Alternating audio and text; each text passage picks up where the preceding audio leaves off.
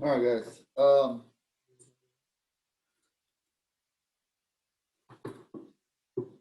We're going to spend most class today talking about football helmets.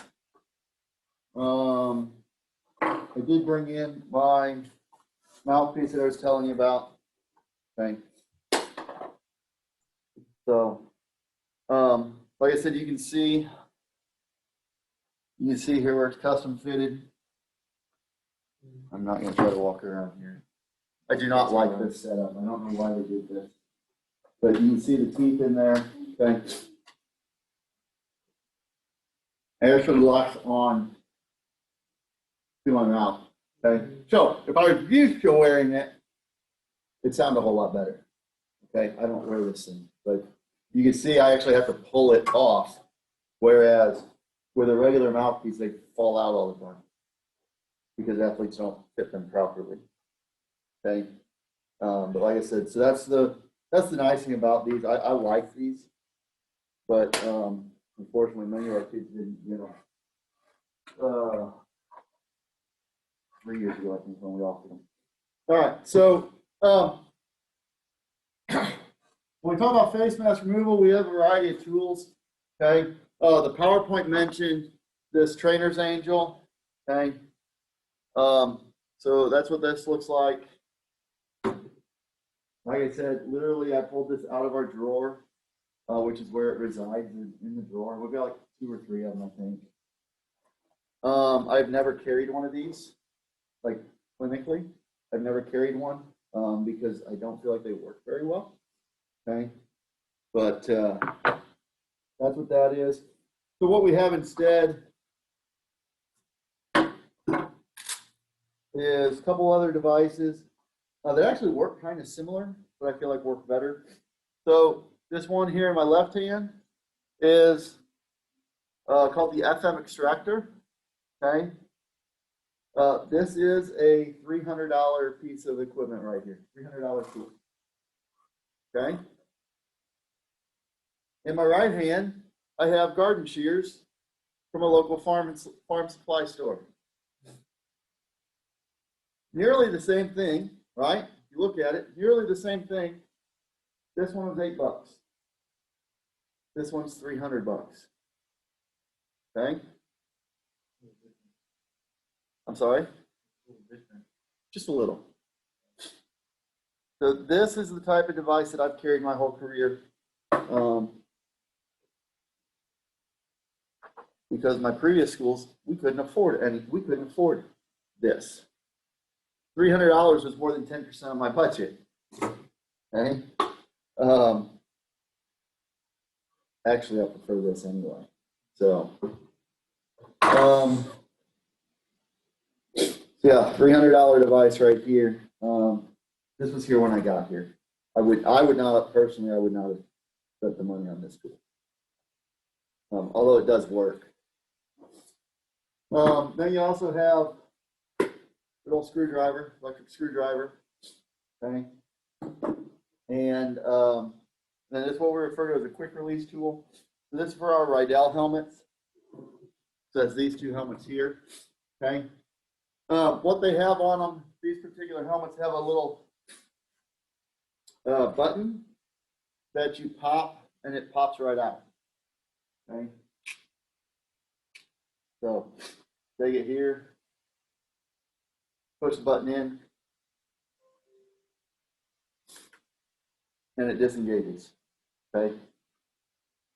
Now let's see if it'll actually engage as easy as that just popped out.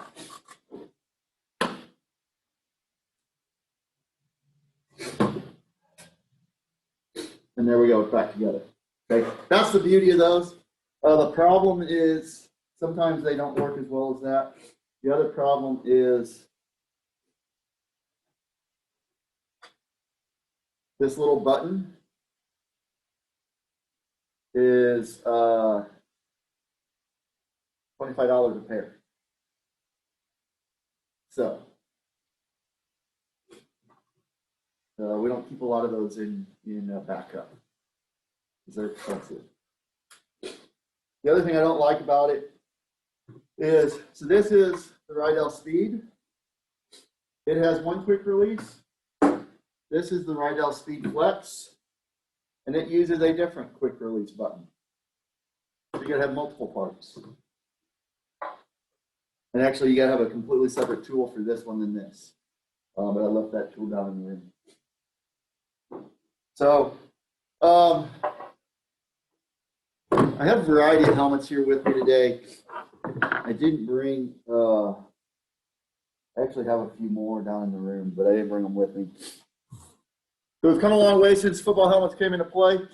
Okay, the first helmets were actually leather, and they were actually basically just a skull cap.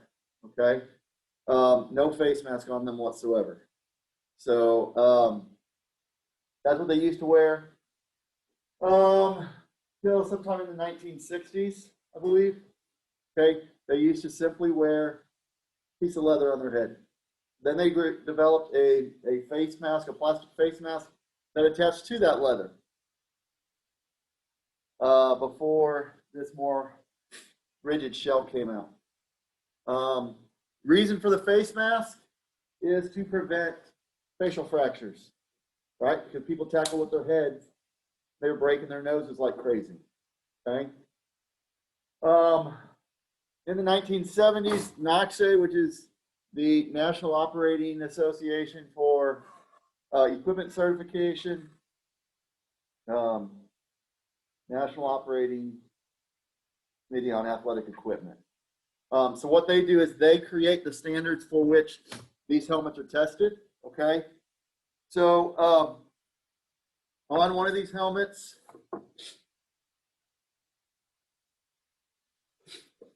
you see on the back, it's actually imprinted on here, so it's kind of hard to see right here.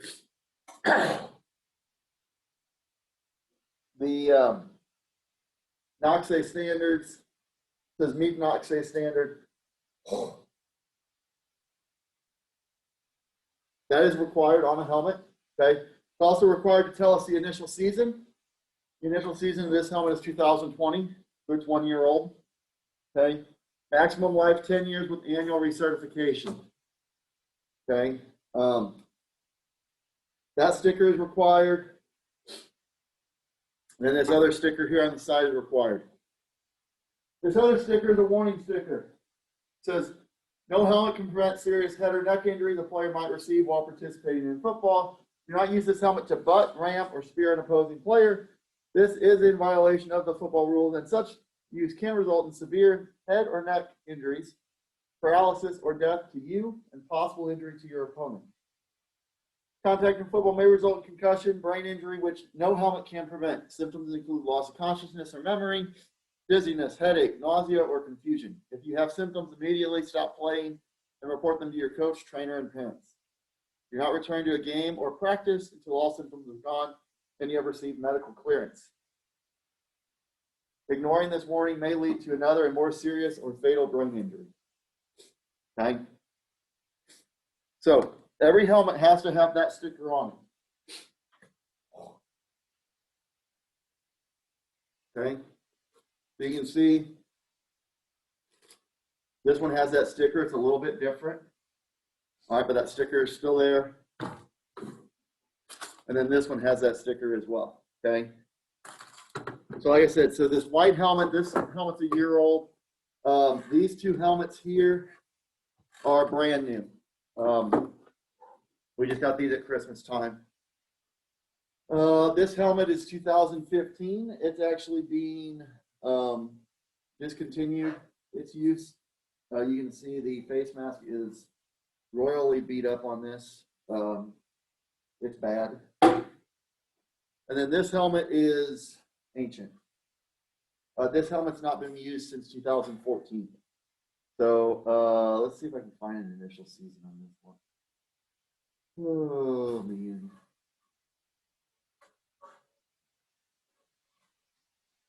This one may actually predate the requirement to put an initial season on, it looks like.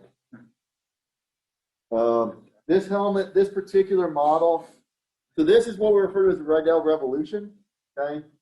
This particular model came out probably around 2005, 2006. I think this helmet came out while I was in high school. But I wasn't lucky enough to wear one. This was too advanced for us. We couldn't afford those helmets. So now this helmet's been modified. Parents tried to make lamps out of these at one point. So they started cutting them up. Lamps? Yes. Ask your dad about that. He was a part of that. Really? Okay, so now if you look at the inside of this helmet, it's all padded, right? It's all pads. You can adjust the ears a little bit. You can also add air to this. So like I said, they've cut this up so it doesn't have it. You can add some air. Air helps with the fit of the helmet a little bit. But, so this is, like I said, like a 2005 model, okay? This is a 2020 model. And really the only difference on the inside is that there's some cloth material on the inside of this helmet now. Okay, otherwise it's largely the same. If you look at this one, okay, again, it's got that cloth on the inside. So you saw this this series went from the Revolution to what we refer to as the Revo Speed to the Speed Flex. Okay, so this one came out, like I said, probably 2005. This would have come out probably 2011-ish, I think. And then this one came out in 2015 or thereabouts. Okay. If you notice, the Speed Flex is a bigger helmet. Okay. Now, that also has to do with the fact that that's a medium. This is a large, and this is a large. But you can see, even between these two, you can see that there is a bigger shell. Okay. So, the other difference is that you see, you got this cutout piece here, okay, on the top of your Speed Flex. That piece is designed to flex. That's why it gets that name. It's designed to flex in a little bit. That's designed to deflect blows a little bit better. Okay. Now, so this is the Rydell version. Then you have the Schutt version. So let's talk a little bit briefly before we go there. Rydell is one of the leading companies. For a long time, they were the NFL provider of helmets. Like, they were the official helmet provider for the NFL. The NFL no longer uses that phrase because of liability. That if they have an official helmet sponsor and somebody gets hurt wearing it, now they have liability for that. Okay. And the same thing for Rydell. Rydell say they don't want that liability. Okay. The other major brand in the helmet business is Schutt. Schutt Sports is based out of Litchfield, Illinois, which is a little small town between St. Louis and Springfield, Illinois. If you guys don't know geography, Springfield is the state capital of Illinois. Rydell is based out of Chicago. There are other brands on the market. As you can see, we don't buy the other brands. Okay. There's a company called Zenith, which is based out of Detroit, which has a really cool concept, but their helmets are junk, so we don't buy them. They've been around for probably 12 or 13 years, I think Zenith has. Another company, which is based out of California now, called Light Helmets. And they use the phrase light because their helmets are lighter than any of these. They're made out of a Kevlar shell, just like a military, combat helmet would be. They got their origins from a company based out of Indianapolis that built race car helmets, and then they started making football helmets. I don't have one of those with me today. I have one of those sitting at home from the original company. Like I said, they've sold now, and they do things a little bit differently in their new brand. Thing I liked about that helmet is it's super lightweight. Okay, we do believe weight plays a role in rotational forces that can have a role in brain injury. But I don't like the padding system. Okay, the padding system within that helmet is much like a bike helmet, right? You know what a bike helmet pads are like? Okay, it's that hard styrofoam. Okay, that's what this helmet is. The other thing I didn't like about that particular brand is that since they were so new, they didn't know how long those helmets were good for. So like I said, these helmets say they have a max life of 10 years. Okay, the other company was saying 2 years. They're also quite a bit more expensive at the time. Okay, cool concept, but not keeping up with others. Lastly, let's see. Rawlings used to be in the helmet business. Rawlings Sports. Okay, they still make like catcher's gear and baseball equipment. All right, Rawlings is known more for their gloves. Okay, company's based out of St. Louis. They've tried to get in the helmet business twice. All right, each time they lasted 3 or 4 years each, and then they said, you know what, we're out of here. Okay. So when I talk about buying helmets, when I go through this process, there's 2 brands I buy: Rydell or Schutt. Okay, and whether it's an athletic trainer asking, a football coach asking, a parent asking, okay, I don't buy anything else but these 2 brands right here. All right. Like I said, so this brand or this helmet we can't buy anymore. It's old, it's outdated, it's gone. Okay. This helmet you can still buy. I think it's different a little bit. I think they have a newer design out that's slightly different than this. But I wouldn't buy this at this point. This is a 10-year-old helmet almost. I mean, the model itself is like 10 or 11 years old.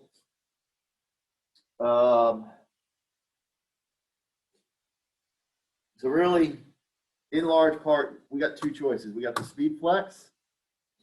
We got the Schutt F7, which is this one here. Okay. In large part, if I'm buying helmets, that's what I'm going to buy. Okay. Now, we just bought 30 of these this year. This is the Vengeance Pro. I really like this helmet because it's lighter than this F7. And it actually has a lot of the same features as this F7. And the price point is actually a lot better. Okay. Which is a big key. So we'll talk about that. I think this is a great choice.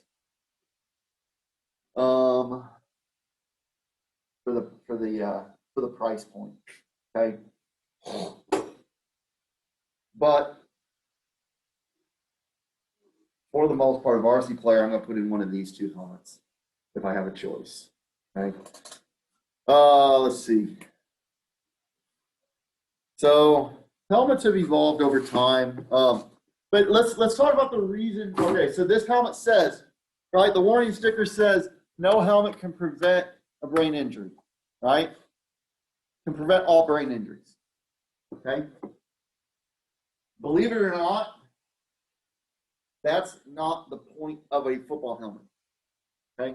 Its goal is not to prevent a brain injury. Okay? No helmet is. A baseball helmet's goal is not to prevent a brain injury either. Lacrosse helmet, same thing. Okay? That's not the point. All right? So, you ask, Coach Hopper, why do we wear a football helmet then? Right? Great question. The concept of the football helmet is to prevent skull fractures. Okay? Because if Josh and Anthony run into each other head to head, one of them's going to end up hurt. One of them's going to end up with a concussion, and they might end up with a skull fracture because bone on bone doesn't go over so well. Right? Now we put these two football helmets on them, then they go head to head. Now they're just going to get concussed. Right? But the likelihood of a skull fracture is basically gone because the helmet's going to disperse that particular blow. All right? That is the NOCSAE standard. That standard came into play in the 1970s. That standard hasn't changed. Okay? The goal of the football helmet is to prevent skull fractures. So, now, going off from football helmets for a second, talk about helmets in general. Okay? How many of you have seen a soccer player or a basketball player wearing a headband that's like thick and padded? You ever seen that? Okay? Those are sold as concussion headwear. So, do we really think a piece of 1.5 to 2 inch foam around my head prevents a concussion if this doesn't prevent a concussion? Really? Okay. They refer to that as snake oil, guys. Okay. That's a lot of what that is. Right? Sounds good. But the research shows it doesn't really do much. Okay. Now, there are some benefits to wearing that type of headgear, but we don't typically encourage it. So that's the way we view that. All right. No headgear can prevent a concussion. All right. So why is that? Why do we think that no headgear can prevent a concussion?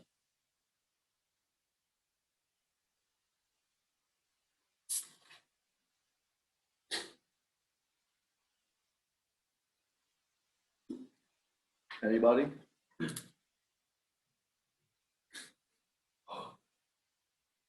Yes, Logan. You're going to be more protected if you have a helmet on, more careful. It's like, if I don't have a helmet on, I'm not going to like run into the wall. If I have a helmet, I might think about it. You probably would think about it. So there is some thought that helmets actually create head injuries. Yes. So let's think about anatomy here for a second. Okay. And I want you to think about your brain. Your brain and your skull are like an egg. Okay, your brain is the yolk, your skull is the shell, right? So how many of you done that project? Well, how many of you taken physics before? Coach Farrell's physics class. Or, well, Coach Norris probably does it too, right? Where you drop the egg from the second story. Oh, yeah, the egg drop. Yeah, the egg drop.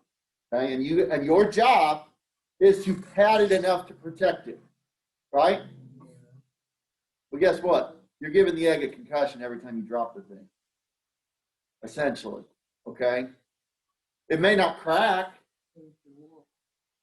but if you were to be able to look inside that egg, that yolk is all shook up, okay? We're going to talk about the same concept inside of our skull, all right? Now, there's not a lot of movement within the skull, but remember your brain sits in that cerebral spinal fluid. It moves around a little bit, okay? So actually, a lot of times when we get a concussion, it's not so much our head hitting it's our brain hitting our skull on the way back. Does that make sense? All right. So it doesn't matter how much padding I put on this helmet or how much around it I put out here. I think they did find a helmet that would basically prevent the brain from moving. It's like this big. Well, guess what? You can't do much with that, right? Okay. That actually creates other issues. But so no helmet can prevent a concussion. That's not their goal anyway. Now, the idea is to disperse the blow to lessen the impact and lessen the risk of a concussion. All right. But to say that it prevents it, forget about it. All right. So now, these Rydell helmets, like I said, they're a lot of cloth. They're a lot of padding, right? Foam padding. You add air to help make it fit a little bit better. This gets heavy when you sweat, right? The helmet absorbs the sweat. The concept behind the Schutt helmet, if you notice, there's very little foam, okay? There's no cloth material in here at all right? It's all plastic, and it's referred to as TPU, is what it's called. So it's thermoplastic urethane. It's designed to protect those blows a little bit better, but it's also designed to stay lightweight because it doesn't absorb sweat. Okay. So, and again, look, the Vengeance Pro has this. Okay, see that blue part? All right, that's basically what that is. That's that TPU. All right. In the F7, guess what? There's that blue part again. Okay, so the reality is the F7 and the Vengeance Pro, while they're two different price points, the inside of the helmet is largely the same. Okay, if you notice that. One of the differences, the ear pads are different, or the jaw pads, I'm sorry, are different. Okay, this is a leather material on the outside. And this is a foam material. Okay, this one also doesn't come out as easily. This one is snapped in buttons. This one Velcros. Okay, that's the large difference there. But otherwise, on the inside, if you look at it, they look a lot the same, don't they? Okay. Now, obviously, if you look at the shell, they're a lot different. Okay. So again, we talked about the SpeedFlex here has this flexible piece on top, okay, that gives a little bit. Well, Schutt said we can do that too, except we'll do it better. Okay, so they have what's referred to as a Tectonic plate that sits on top, and actually there's two of them. Excuse me, there's two of them on here. But if you notice, this is built into the shell of the helmet, right? Okay.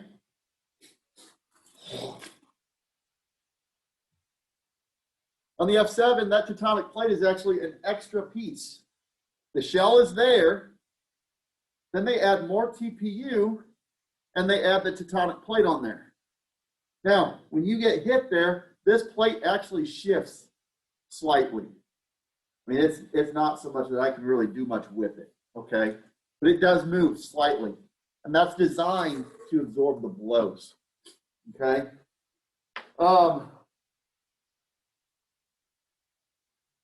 So like I said, we've been, this was a helmet that was here when I got here in 2014, okay? This is what a lot of our kids were wearing. Some were wearing helmets even older than this. In 2015, we bought 150 of these. Okay, 100 of them in black, 50 of them in white. That's when we added the white helmet. All right. The idea was we had like 6 different helmet models we were wearing in 2014, and before that, we went to one standard helmet. Okay, that's a huge difference when it comes to parts. All right, which is a big deal. But now we're into that next phase, and it's time to buy helmets again. Like I said, these have a 10-year helmet life, right? Shelf life, max. And so before last season, we bought 20 of these F7s and 4 of these Speed Flexes. Okay. At the end of the season, we bought helmets again. We bought 20 more of these. And we bought 30 of this helmet, okay? Because when I looked at pricing 50 of these helmets, people's eyes got a little bit big. So when we talk about helmets, there's really 3 factors we have to look at. Everybody has a little piece of the pie, right? From a player's perspective, everybody wants this particular one of these 2 helmets. Why? Why does everybody want this one of these 2 helmets? They look cool, right? They look cool. They look stylish, right? Okay. So that's something to take into consideration. They look cool because that's what the players want. All right. We also have to take into consideration safety. That's the most important part, right? Is look at the safety side of it. So there's a study out of Virginia Tech. Virginia Tech has a lab where they study helmets. They rate helmets. So let me see if I can actually pull this up really quick.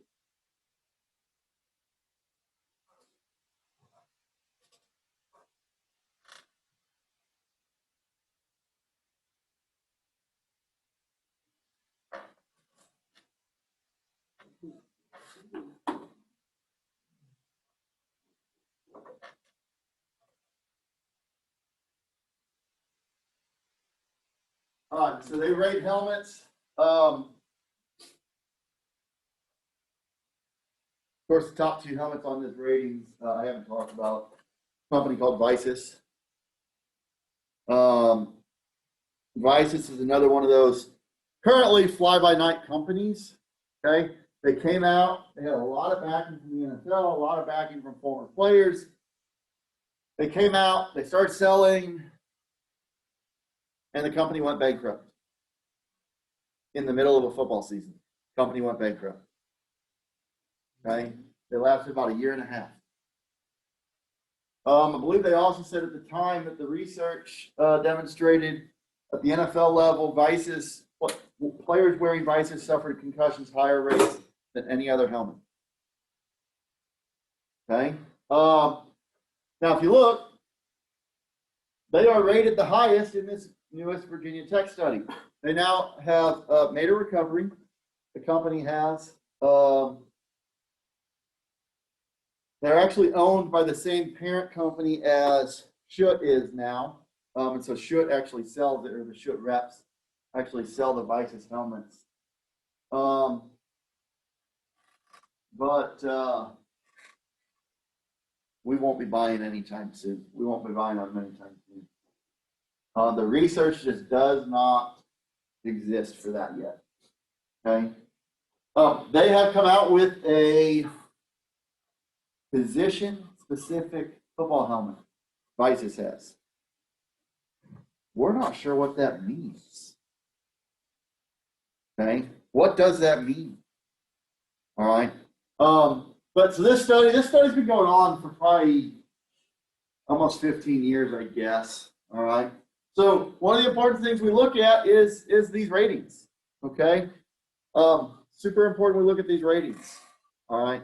Because this is safety. Again, safety is number 1. It is the priority with a helmet. Right. The Schutt F7. Actually, there's multiple models of the Schutt F7. There's also a couple models of the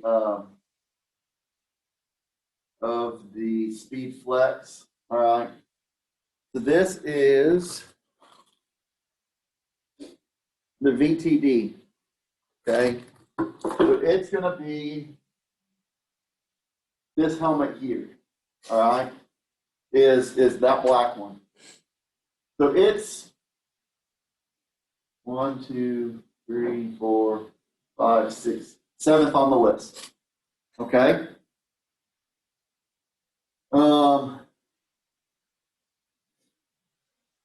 It does not cost $975, by the way. What's the worst helmet? We'll get to that. The Speed Flex is this one. Okay. So you can also see this particular helmet weighs 4.1 pounds. Okay. So that's 7, 8, 9, 10, 11, 12 is our Speed Flex. This one right here. Okay. It weighs 4.5 pounds or 4.4 pounds. Sorry. Okay. Now here's that light helmet I was telling you about. Okay. 3.2 pounds. All right. This is a Vengeance Pro, or this is a Vengeance Z10. This helmet, that particular helmet, is actually pretty sweet. That Z10. It's super lightweight. Okay. And then our Vengeance Pro is next. This is going to be our Vengeance Pro right here. Okay. So none of these prices are actually that accurate. We don't pay those prices. Here's the SG. So that's the old. That's the old Kevlar helmet. Then you keep scrolling down. Here's your Speed. That one that you guys wore. Okay.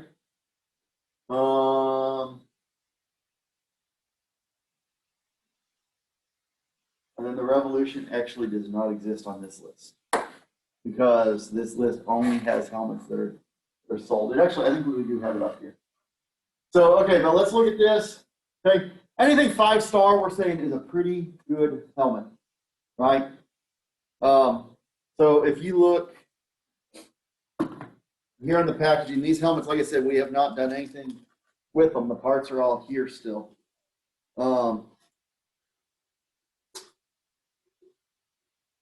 Okay. Best available, 5-star. All right. You better believe the company's going to sell that. Okay.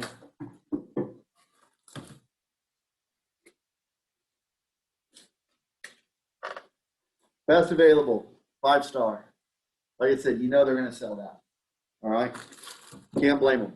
Now, it's interesting. This study, when it originally came out, Schutt was a big-time critic of the study.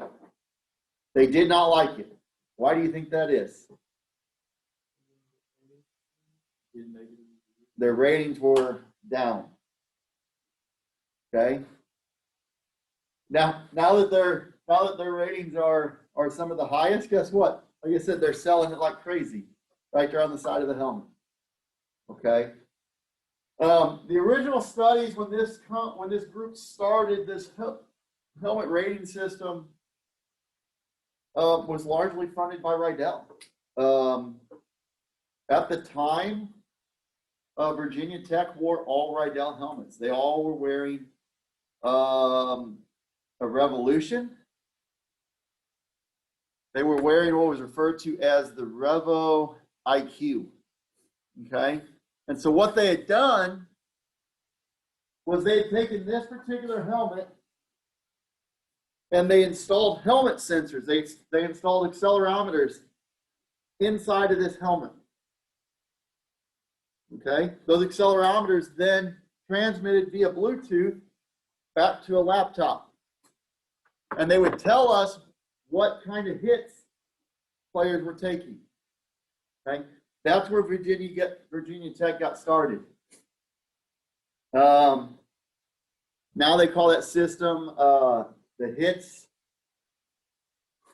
system, high impact testing system. Okay, it's designed for the Revolut or the Revo Speed and the Speed Flex.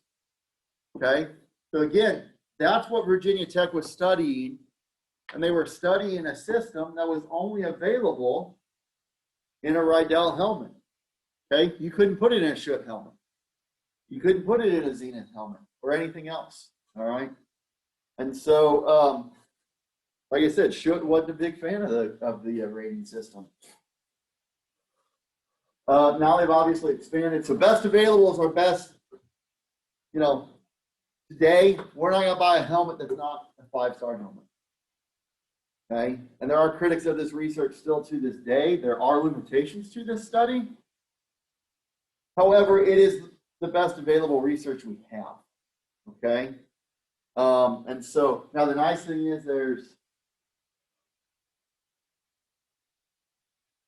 1, 2, 3, 4, 5, 6, 7, 8, 9, 10, 11, 12, 13, 14, 15, 16, 17, 18, 19, 20, 21, 22, 23, 24, 24 different helmet models that claim to be 5-star helmets.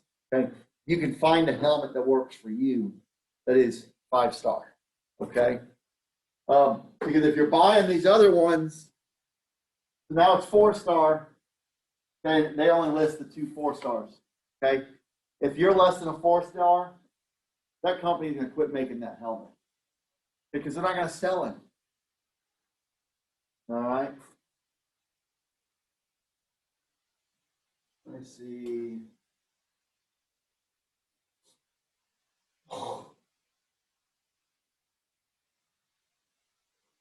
Okay, so this Rydell 360, the Rawlings.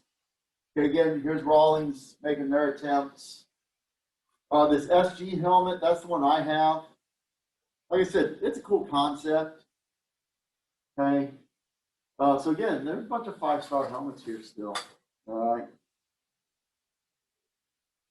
Over time, some of these scores have dropped. Okay. So here's your Revolution. So that's this one here. Okay. Falls as a 4-star. Let's see. I think there's some worse ones. Okay, here's this Revolution IQ. So that was the original sensor helmet. Okay. Now that particular helmet, when they installed the HITS IQ in it, that helmet went from the $220 that it says up to $1,000. Okay, for the accelerometers in it. DNA Pro, I do have one of those down in the office. Then you have your Schutt Air Advantage and your Schutt VSR Pro, VSR 4. Okay, that's what I wore in high school. I would have worn a Schutt Air Advantage. Okay, 2-star helmet. Not going to fly today. Okay. So That's like the one that Antonio Brown. that's one Antonio Brown tried to, yes, he wore, and then he painted himself and tried to show up in training camp with 2 years ago, right? Like, he thought the Steelers were like, the Steelers didn't want him because of that or something like that. Yeah.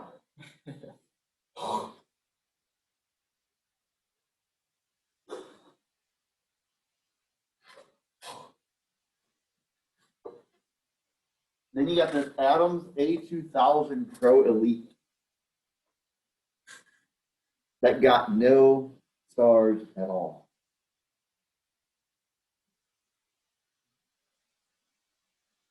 Okay, so absolutely not recommended. Okay, so like I said, if you're not buying a best available, if you're not buying a 5-star helmet, this day and age, you're doing something wrong. Okay. Because the reality is,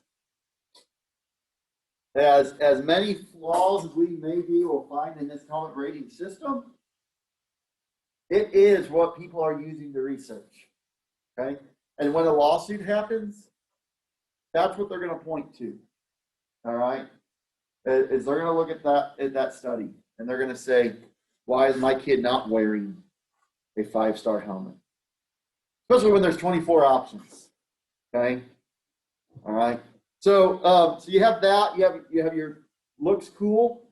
You have your player safety. Really, two more things we have to consider about these helmets. Next thing is going to be price point. Okay. Because helmets are expensive. All right. And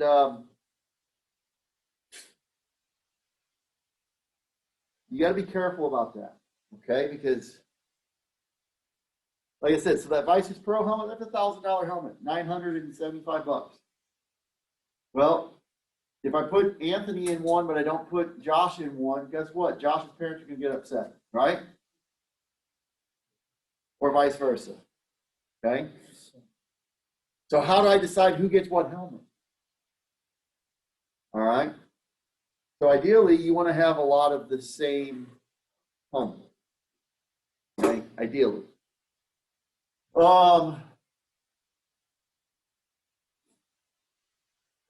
Now, like again, I consider these two nearly interchangeable.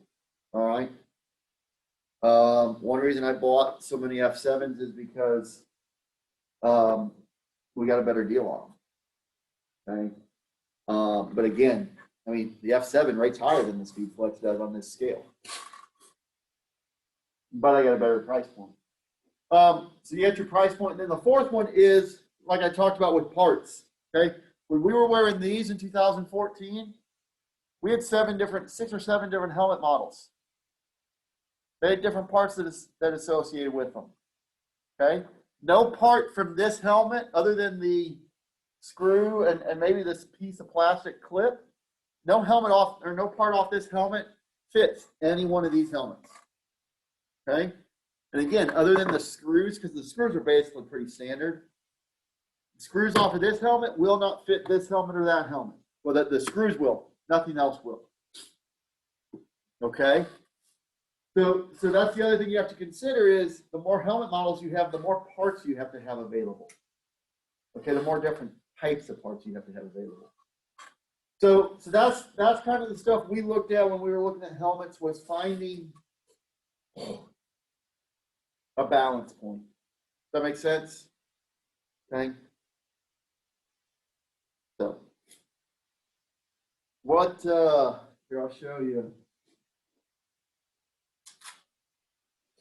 I'm not going to touch these 3 helmets because these 3 helmets are in good shape and I don't want to do anything to them.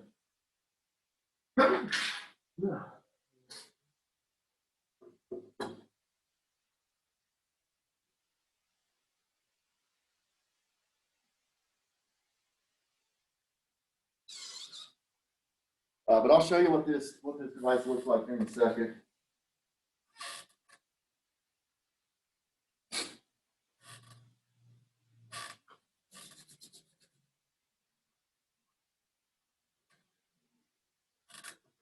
So if I'm going to take off a football helmet, okay, now I've already got one clip cut. Okay, I got to cut 4 clips, 2 here, 2 here, okay. So what I would do normally is I would start on the side and cut the sides. Then I can cut the top. I can bend the face mask back and I can cut it again. Okay. So, all right, I'm going to take this. So basically this is like an anvil. Okay. So I'm going to take this. I plant that across.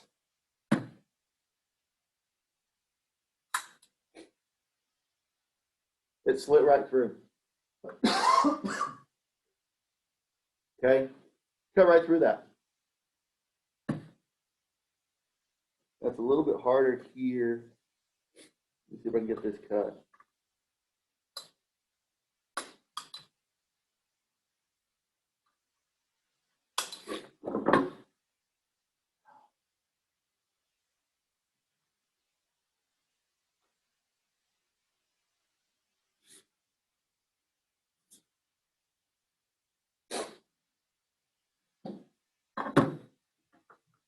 Now, obviously, the difficulty is normally this helmet's going to stay stationary, right? Obviously, when kids wearing it and I'm cutting it off, they're stationary. But for demonstration purposes, okay, there you go. Now that's going to lift right out of there, okay?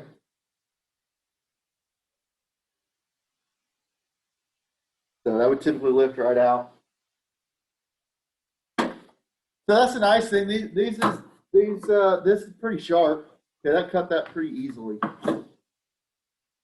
Now,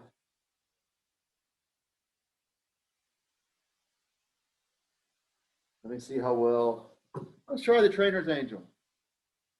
Okay, this one that I said I don't really like.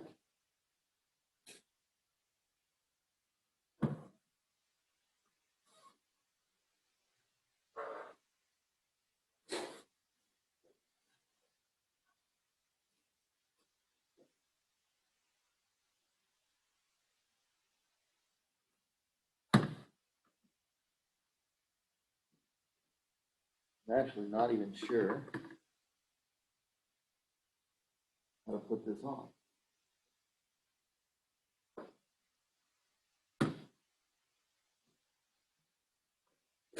Okay, so I'm not going to demonstrate that one. But again, I tried to demonstrate it on this.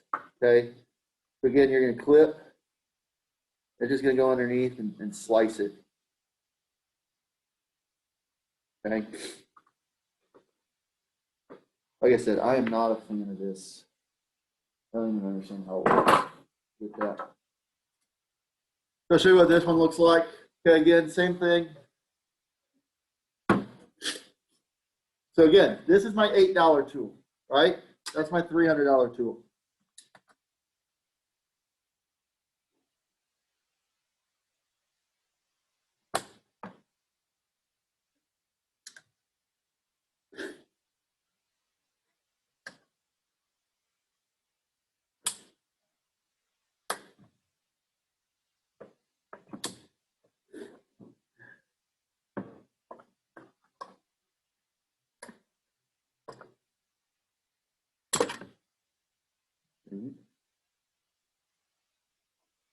A little bit rusty with this. I haven't done this in a while.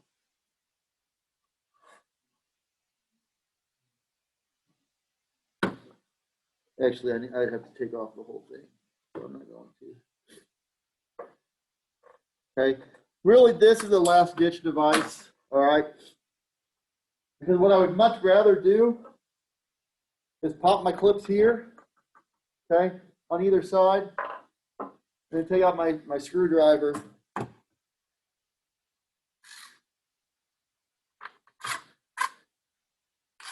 Make sure I get it going the right way.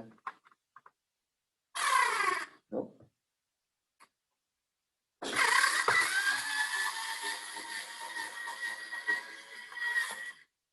And unscrew it that way.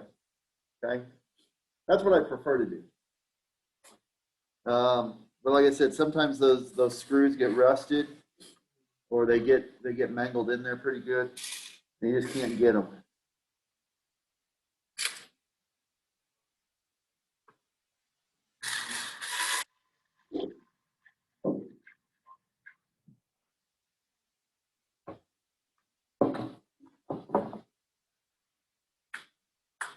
Which is also a reason why what I'm doing right now is not something that that they encourage as I try to put this back on.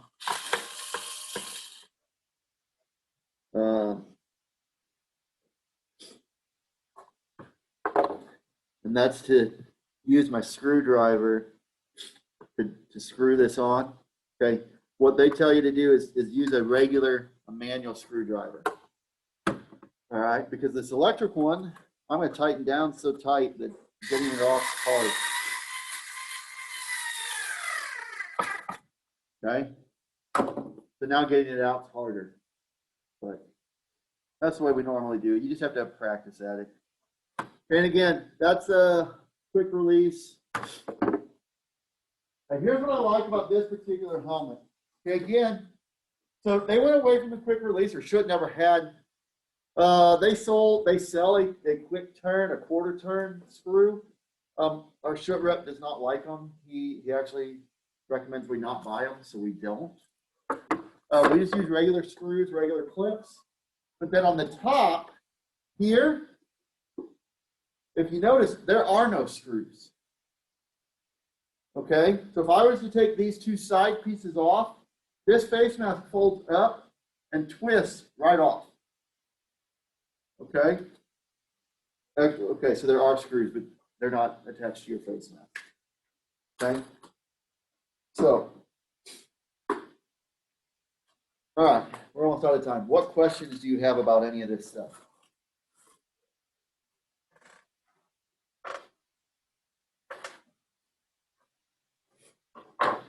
As you can tell, this is something that I've learned. I've spent a lot of time dealing with, a lot of time learning about helmets. I can actually take this particular face mask off and put it back on in probably about a minute and a half, 2 minutes if I get going on it. Okay, we've done that a couple times. Sent face mask off to get painted. That's a project, it's a chore, but it can be done. Okay, so yeah, this face mask would not be legal to wear. Okay, can you see all the rust? All right, so what this is, the face mask is metal, and then it's got a paint coat over the top of it. Okay, well, guess what? When the paint's missing, that face mask is no longer legal. Okay, that shouldn't be worn.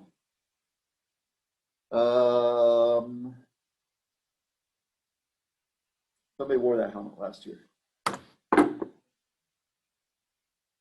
I think yours still has your name on it. Actually, the white one. The white one? Yeah.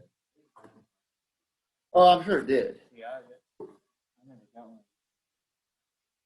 Yeah, so that would have been either Schmicky or I mean, y'all told me. Logan. Y'all said that we could get one of those. I like the original one. You like this one? Yeah. I wear the same one. Yeah. 4 years. So, yeah, we bought a lot of these. Like I said, we bought 20 more of these F7s. So, I like the F7s. Like I said, I like the F7s. I like the Speed Flexes here. All right. So really we'll probably buy more of these in the near future. Okay. The thing I don't like about this Speed Flex is the chin strap is actually attached to the helmet with the zipper thing. Previous models of this, those zippers, the chin strap would break, the plastic would break. And again, that's more parts to have. Okay. Whereas I could take the chin strap off of this one, and I could put it on this one, or that one. Okay. Speed Flex has their own chin strap. So now another nice thing that they do have, if you notice, so all of these have little buttons up here, right, for you to snap on. This one, the chin strap is a screw and it's held in place. Pretty cool concept. So you have to worry about that snapping off all the time. Okay.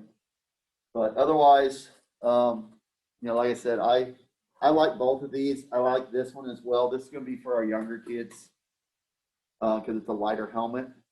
So I like this one as well.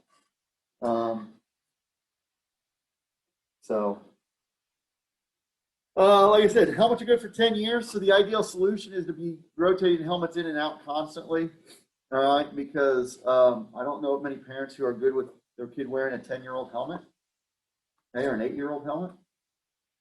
The other thing is what you want to try to avoid is getting in a situation we got in 15 where we have to buy 150 of them at one time. You want to talk about expensive, okay? Doing that is pretty expensive. And so if you can buy a certain percentage every year and you're constantly rotating new equipment in. That's the ideal situation. Doesn't always happen. We didn't do it here. We're trying to get back on that track over the next few years. So that's why we're buying a lot of helmets. And they look shiny. Okay, even though, so we went with this matte black paint, which we really like this matte black, and a shiny white. Matte white doesn't look good. We tried that before, it didn't look good. But matte black, I think really looks pretty good, especially with that sharp black face mask. So, anything else? All right. We probably have announcements coming.